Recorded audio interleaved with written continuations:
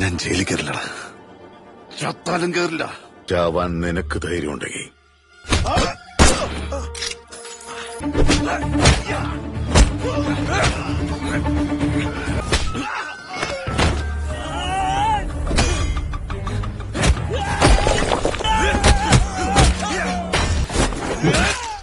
Halo sahabat, assalamualaikum.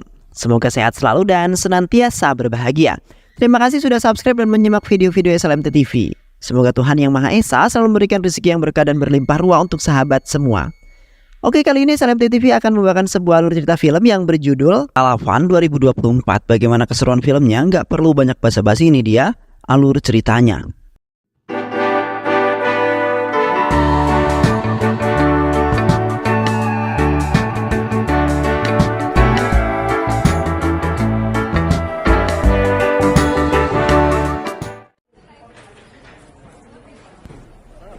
Di awal film diperlihatkan seorang pria pensiunan polisi bernama Uday. Di saat itu Uday sedang melakukan sebuah rekaman yang menceritakan kisah nyata mengenai seorang polisi yang bernama Kartik. ഞാൻ ഉദയഭാനു, ഒരേ സ്റ്റേഷനിൽ സർവീസിലുണ്ടായിരുന്ന.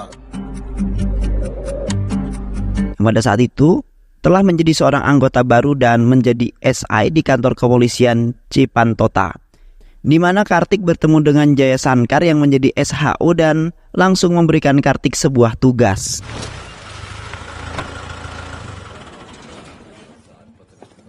സാറേ, CA sir വന്നിട്ടുണ്ട്.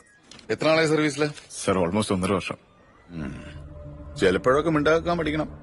Dikarenakan Kartik sangat dipercaya sekaligus sudah bekerja di beberapa kantor kepolisian sebelumnya. Namun, sebagian anggota menganggap Kartik sebagai musuh yang telah mengalihkan perhatian Jaya Sankar kepada Kartik. Yang sebelumnya, Jaya Sankar selalu memasrahkan apapun kepada mereka. Di samping itu, seorang anggota polisi bernama Ragu telah mendatangi seorang wanita Bahenol bernama Ros, yang seperti biasa menjadi tempat Ragu untuk mencurahkan isi hatinya sekaligus untuk menenangkan hatinya. Di mana pada saat itu Ragu memberi sebuah kode agar Ros mau bermain dengannya pada malam itu. റോസേ, ഒരു minute.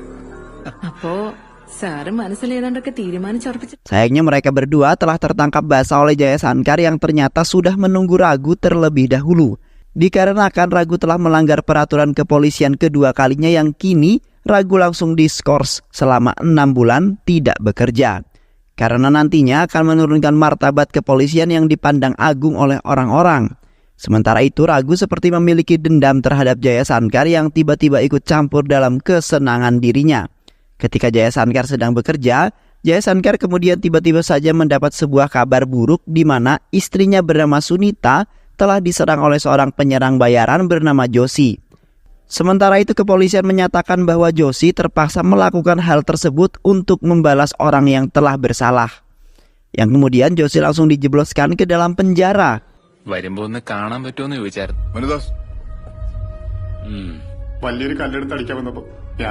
Sementara Jaya Sankar dan anggota sedang menyelidiki kasus tersebut dan ingin sekali menangkap dalang di balik kejadian itu.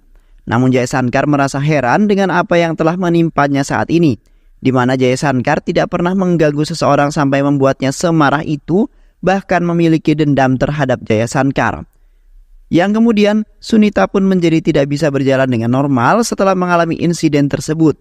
Dan pada saat itulah awal mula terjadi sebuah penyerangan yang akan mencelakai Jaya Sankar beserta keluarganya. 3 bulan kemudian, nampak Kartik bekerja dengan sangat baik dan sudah mulai disenangi oleh sebagian anggota yang lainnya. Sementara Ragu masih saja mempunyai sifat iri dan tidak menyukai akan kehadirannya Kartik di kantor kepolisian tersebut.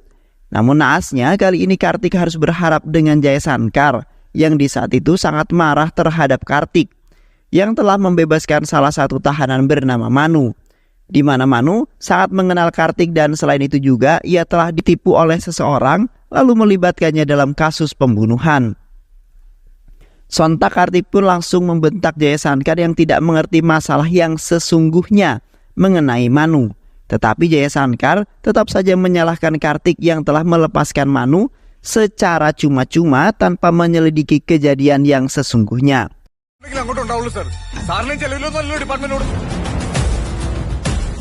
Yang kini Jaya Sankar pun kecewa terhadap Kartik dalam menjalankan tugasnya yang bekerja di kantor kepolisian tersebut. Dikarenakan Kartik dengan sangat mudah ditipu oleh narapidana yang berusaha untuk kabur dari dalam penjara. Dan setelah itu Jaya Sankar langsung bergegas pergi menangkap Manu yang sudah kabur dari sana. Sedangkan Jaya Sankar akan memberikan sebuah hukuman yang sangat berat karena sudah berani-beraninya berperilaku tidak sopan dan tidak mematuhi peraturan sebagai seorang kepolisian. അപ്പൊ 2 ദിവസം കഴിഞ്ഞിട്ട് കാണാം. ബാക്കി എല്ലാരും double duty എടുക്കുമ്പോ ശരി sir. Ketika Jaya Sankar hendak berangkat bekerja, Jaya Sankar seketika kaget setelah melihat seorang mayat wanita bernama Ramnya yang merupakan istrinya Joshi. Yang pada saat itu, tubuhnya telah mengalami luka-luka yang sangat parah serta dibungkus menggunakan sebuah karung. Jaya Sankar tidak menyangka bahwa ia telah terbunuh dan tidak mengetahui pelaku di balik pembunuhan Ramnya. Dan tak lama kemudian pasukan kepolisian yang termasuk Kartik telah tiba di kediaman Jaya Sankar. Mereka semua kemudian menyatakan bahwa kemungkinan besar pelaku telah membunuh wanita tersebut lalu meletakkan mayatnya di teras milik Jaya Sankar. Di mana seseorang itu yang pastinya memiliki dendam terhadap Jaya Sankar dan menginginkan Jaya Sankar terlibat dalam kasus tersebut sebagai wujud balas dendamnya. Sementara itu Kartik mencurigai atasannya bernama Uday yang memerintahkan Kartik agar tidak mengatakan apapun dan kepada siapapun.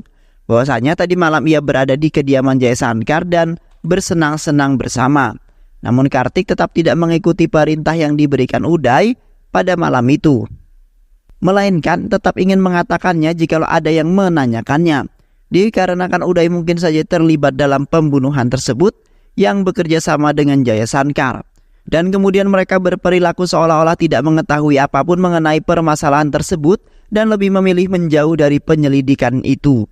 Selama masa penyelidikan, Jaya Sankar akhirnya diinterogasi oleh atasannya dan mengatakan bahwa Ramnya sempat menemui Jaya Sankar dengan meminta agar bisa membebaskan suaminya Joshi. Selain itu Ramnya juga mengatakan bahwa itu bukanlah kesalahannya melainkan ia hanya diperintahkan oleh seseorang. Yang kemudian Ramnya pun memberikan sebuah uang yang sangat banyak untuk menyuap Jaya Sankar agar mau membebaskan Joshi. Namun Jaya Sankar tidak tergiur akan uang tersebut, lalu mengusirnya dari sana karena telah mengganggu Jaya Sankar. Alhasil, atasannya menangkap Jaya Sankar karena penjelasannya tidak sama dengan Jivan yang menjadi orang kedua yang telah melihat Ramnya. Yang pada saat itu membuat atasannya menjadi kebingungan dalam memecahkan kasus tersebut. Dan setelah itu Jaya Sankar pun langsung diberangkatkan ke sebuah penjara dan akan dihukum selama 14 hari sampai kasus tersebut terungkap.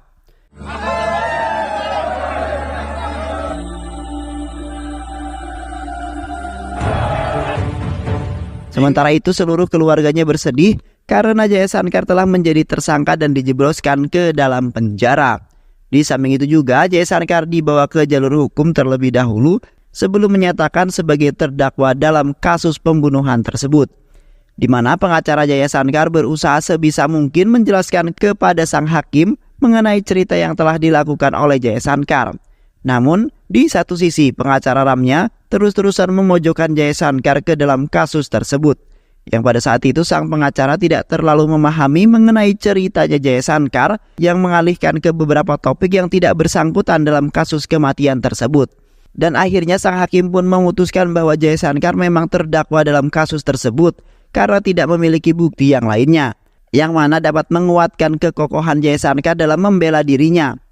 Sedangkan Jaya Sankar hanya bisa pasrah menerima nasib yang sangat buruk yang telah menimpa dirinya beserta keluarga. Yang kemudian Jaya Sankar pun akan menjalani kehidupan di dalam sebuah sel tahanan sampai kasus tersebut terselesaikan.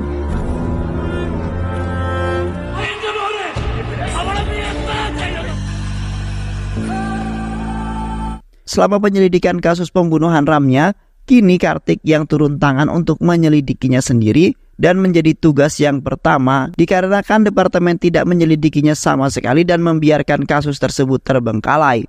Di mana orang-orang beramai-ramai berdemo kepada kepolisian karena mereka sangat kasihan terhadap Ramnya yang telah dibunuh secara kejam. Sedangkan kepolisian tidak menghiraukan demo yang telah rakyat lakukan dan tetap tidak menyelidikinya sama sekali. Dan di saat itu pula Kartik telah mendapat sebuah informasi bahwasanya sebelum kematian Ramya, Ramya sempat diantar oleh seorang polisi yang mana ibunya Ramya tidak mengetahui namanya. Selain itu juga polisi tersebut beserta istrinya sempat berbincang-bincang cukup lama dengan Ramya. Dan keesokan harinya Ramya langsung bergegas pergi dari rumahnya dengan membawa uang yang sangat banyak. Di sisi lain, Jaya Shankar hanya bisa meratapi nasibnya yang saat ini berada dalam sebuah sel tahanan, di mana pada saat itu Jaya Shankar lagi-lagi mendapat masalah dan harus berhadapan dengan beberapa napi yang di waktu itu telah ditangkap oleh Jaya Shankar serta sempat dipukulinya karena mereka tidak mengakui kejahatan yang telah mereka lakukan. Selain itu juga mereka mendapatkan kabar bahwa Jaya Shankar telah membunuh Ramya, istrinya Joshi. Dan kini semua napi itu ingin membalaskan semua dendamnya terhadap Jaya Shankar sekaligus membalas atas kematian Ramya. Terlihat pada saat itu Jaya Shankar melawan beberapa napi yang terus-terusan melawan Jaya Shankar.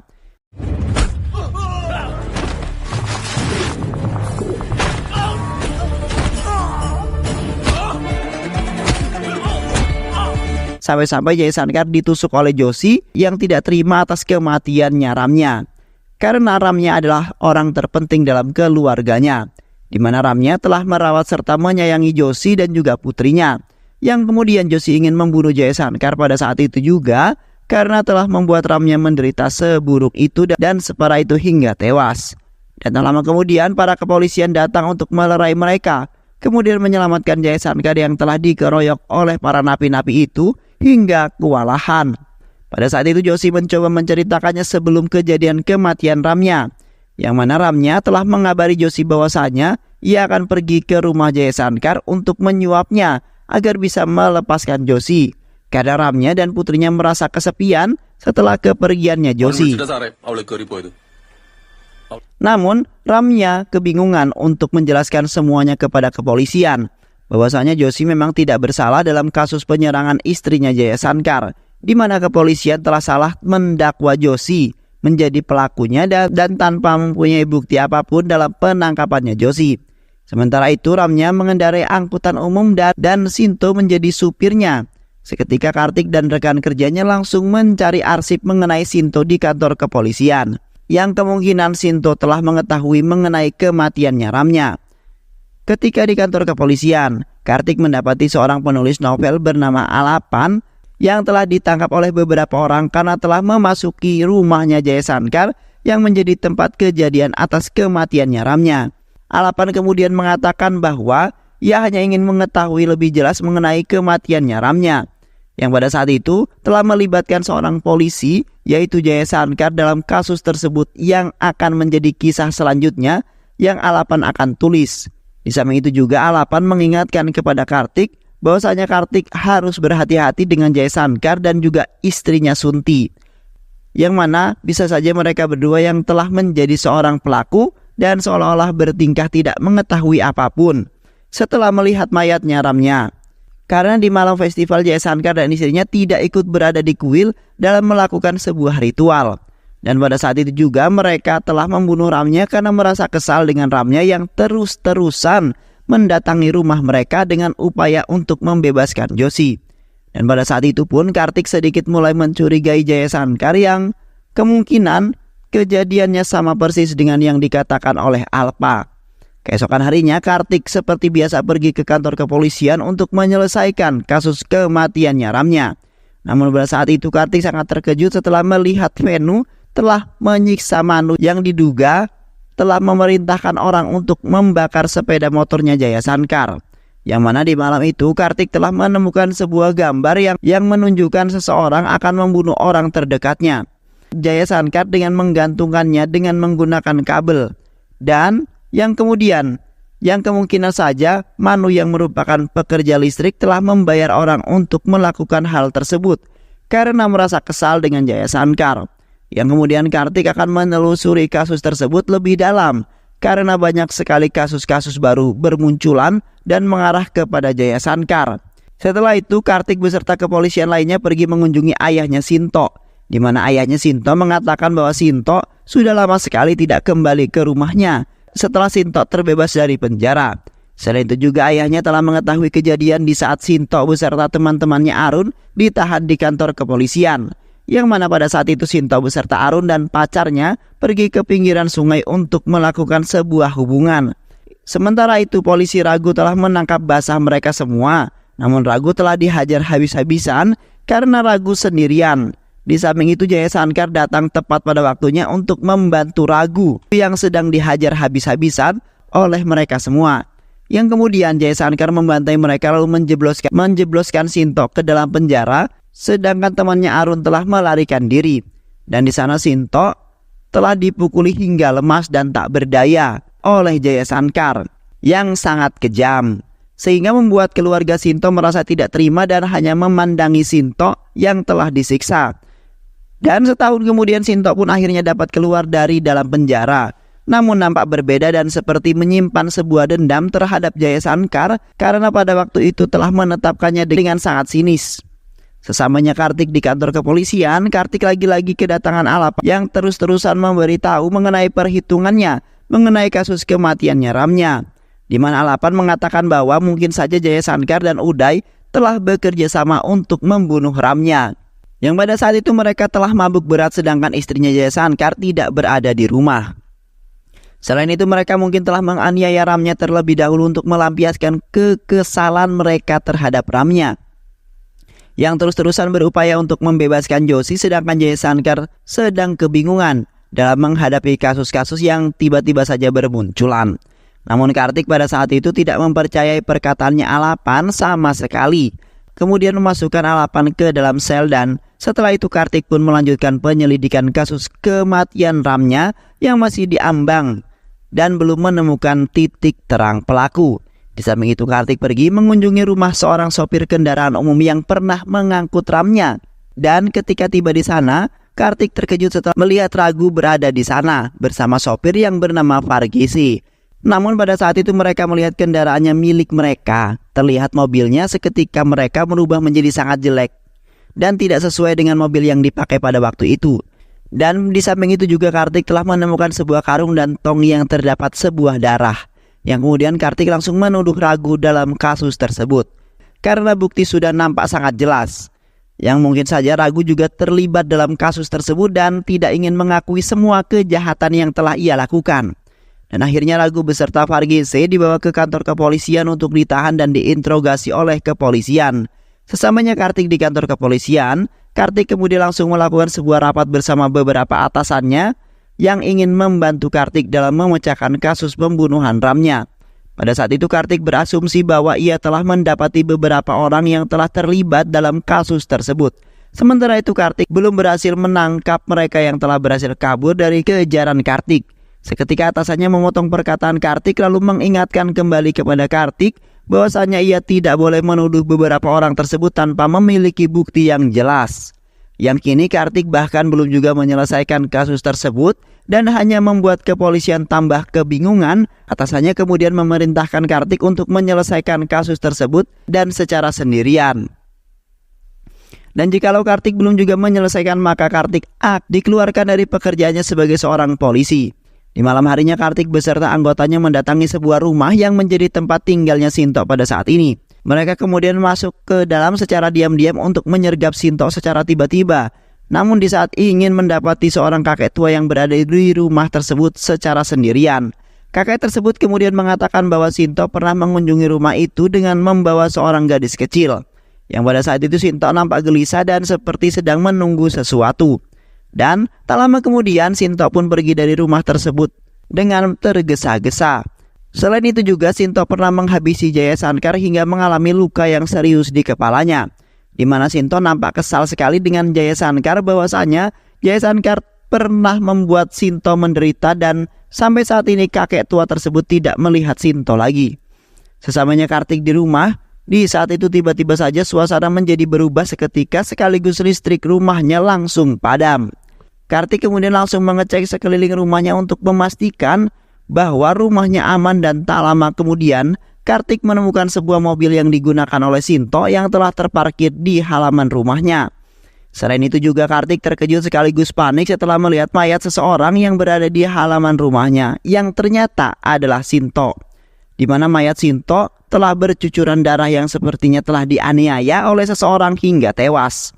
Namun tiba-tiba saja Jaya Sankar muncul di belakangnya lalu menikam Kartik hingga terkapar.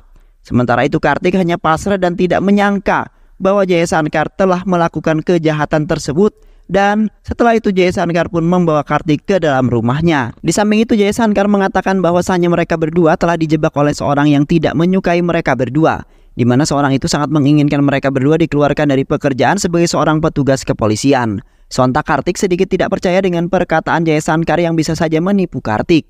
Jaya Sankar kemudian mencoba menjelaskan semua kebenarannya yang ia miliki. Yang akhirnya Kartik pun mempercayai perkataan Jaya Sankar yang telah mengajak Kartik untuk keluar dari jebakan tersebut. Kini permainan seseorang tersebut telah dimulai dan akan menjebak mereka Jaya Sankar dan Kartik.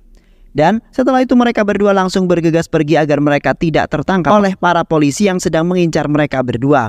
Setelah berhasil kabur, mereka berdua kemudian tinggal di sebuah kos-kosan untuk sementara waktu sembari mereka membuat sebuah rencana. Di saat itu mereka merasa tenang karena telah lolos dari kejaran para kepolisian yang kini menduga mereka sebagai pelaku dalam pembunuhan tersebut. Sialnya di saat mereka sedang bersantai, tiba-tiba saja beberapa polisi datang ke kosan tersebut setelah mengetahui keberadaan mereka dari seseorang. Dan beruntungnya polisi tidak menemukan mereka karena pemilik kos telah menyelamatkan Kartik dan juga Jaya Sankar, di mana pemilik kos-kosan tersebut telah mengetahui bahwasanya mereka tidak bersalah dan hanya difitnah menjadi pelaku dalam kasus tersebut. Dan setelah itu mereka kembali meneruskan mencari informasi yang sangat kuat untuk membuktikan kepada Departemen Kepolisian bahwa mereka tidak bersalah. Selama mencari sebuah informasi yang kuat, mereka pada saat itu mengunjungi rumah Siva Dasan untuk menemui putranya Arun. Terlihat mereka berdua memaksa Siva Dasan untuk memberitahu keberadaannya Arun saat ini, yang mana Siva Dasan telah mengatakan bahwa putranya Arun telah meninggal beberapa tahun yang lalu. Namun Jaya Sankar dan Kartik tidak mempercayai perkataan Siva Dasan. Mereka berdua kemudian menyiksa Siva Dasan hingga mengakui semuanya. Seketika Siva Dasan langsung mengajak Jaya Sankar untuk ikut bersamanya. Sementara itu Kartik pergi menelusuri ruangan lain untuk menemukan sebuah petunjuk. Di saat Jaya Sankar masuk ke dalam kamarnya Arun, seketika Siva Dasan melihat Jaya Sankar dengan pandangan yang sangat aneh sembari memegang foto Arun yang ternyata sudah tewas. Siva Dasan kemudian mengatakan bahwa ia tidak pernah berbohong walaupun harus menahan rasa sakit. Di mana kejadian bermula pada saat Jaya Sankar menangkap Arun yang telah memukul polisi ragu di pinggir sungai. Jaya Sankar kemudian memberikan hukuman untuk Arun karena telah mempermalukan ayahnya, Siva Das, yang merupakan anggota kepolisian. Yang pada saat itu Jaya Sankar memukulinya menggunakan sebuah rotan hingga berteriak kesakitan. Dan setelah itu Jaya Sankar memerintahkan Siva Das untuk memukulinya karena sudah bersalah. Yang kemudian Siva Das pun melakukannya dengan terpaksa sampai Jaya Sankar merasa puas atas hukuman tersebut. Di samping itu Arun nampak kesal dengan ayahnya yang telah mematuhi perkataannya Jaya Sankar. Arun sangat kecewa sekali dengan ayahnya yang tidak menyelamatkan putranya dan lebih mementingkan pekerjaannya saja. Sampai-sampai Arun membakar seragam milik ayahnya untuk melampiaskan kemarahannya terhadap Siva Das. Yang kemudian Arun pun menggantung dirinya sendiri untuk mengakhiri hidupnya yang tidak memiliki kasih sayang serta perhatian dari ayahnya. Sontak Siva Das pun merasa menyesal karena tidak mengikuti perkataan Arun dan lebih mementingkan pekerjaannya dan Jaya Sankar yang menjadi SHO di sana. Sementara itu Siva Das memiliki dendam tersembunyi terhadap Jaya Sankar yang telah menyebabkan kematian putranya. Setelah mendengar semua cerita yang telah diungkapkan oleh Siva Das kemudian mencoba untuk membunuh Jaya Sankar sebagai balas dendam atas kematiannya Arun, sang putra tercinta. Yang kemudian terjadilah sebuah perkelahian antara Siva Das dan Jaya Sankar. Sedangkan Kartik telah menemukan Beni yang ternyata telah disekap di sana. Namun sialnya Kartik telah dihajar oleh temannya Siva Das yaitu Kalesa, yang kemudian Kalesa sendirilah yang telah dibantai habis oleh Kartik yang sangat tangguh. Dan setelah itu Kartik langsung berlari menghampiri Jaya Sankar yang hampir saja dibunuh oleh Siva Das. Yang akhirnya Siva Das pun kalah dibantai oleh Jaya Sankar dan juga Kartik yang sudah marah besar.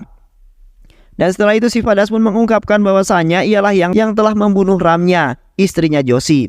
Yang pada saat itu Siva Das telah membayar Joshi sangat mahal untuk membunuh istrinya Jaya Sankar yaitu Sunti. Namun Joshi tidak melakukan melainkan Sunti hanya mengalami luka-luka dan tidak tewas. Dan akhirnya Siva Das dan Kalesa menganiaya Ramya dengan sangat kejam hingga Ramya tewas di tangan mereka sendiri. Dikarenakan suaminya yaitu Joshi telah mengelabui Siva Das dan hanya mengambil uangnya saja. Sementara itu si Fadas merasa sangat rugi dengan cara kerjanya Joshi yang tidak sesuai dengan harapan. Dan setelah itu Shinto meletakkan mayatnya Ram di teras rumah Jaya Sankar dengan menggunakan mobil derek. Di samping itu si Fadas dan Kalesa juga yang telah membunuh Shinto, dikarenakan Shinto di malam itu ingin meminta uang bayaran setelah meletakkan mayatnya Ramnya di teras Jaya Sankar. Seketika si Fadas langsung menjebaknya lalu membunuh Shinto dengan sangat sadis, karena si Fadas merasa sangat rugi. Melakukan pekerjaannya dengan sangat baik yang kemudian si Fadas dan Kalesa langsung meletakkan mayatnya Shinto ke halaman Kartik, supaya kepolisian mengira bahwasanya Kartiklah yang menjadi pelaku dalam pembunuhannya Shinto. Setelah mendengar semua ungkapan yang disimpan oleh si Fadas, anggota kepolisian itu langsung menggali sebuah kuburan putranya yaitu Arun yang telah dikubur secara diam-diam. Yang pada saat itu nampak hanya tulang-tulang Arun yang sudah mulai hilang dan hanya meninggalkan beberapa bagian saja. Sementara itu si Fadas menggambarkan bahwa Arun telah pergi dari studi di Irlandia. Setelah itu si Fadas dan Kaisa pun dibawa ke kantor kepolisi untuk dijebloskan ke dalam penjara. Sedangkan Jaya Sankar dan Kartik telah dibebaskan dalam kasus kematiannya Ramnya yang ternyata si Fadas yang menjadi dalang di balik pembunuhan tersebut, yang hanya ingin membalaskan dendam terhadap Jaya Sankar atas kematian putranya yaitu Arun. Dan akhirnya semuanya pun kembali seperti semula berkat Kartik yang pemberani dan Jaya Sankar yang telah mengungkapkan pelaku yang sebenarnya. Dan film pun selesai. Baik sahabat, itulah alur cerita film Talaifan 2024. Mudah-mudahan sahabat semua terhibur dengan alur cerita film ini. Sehat selalu. Wassalamualaikum warahmatullahi wabarakatuh.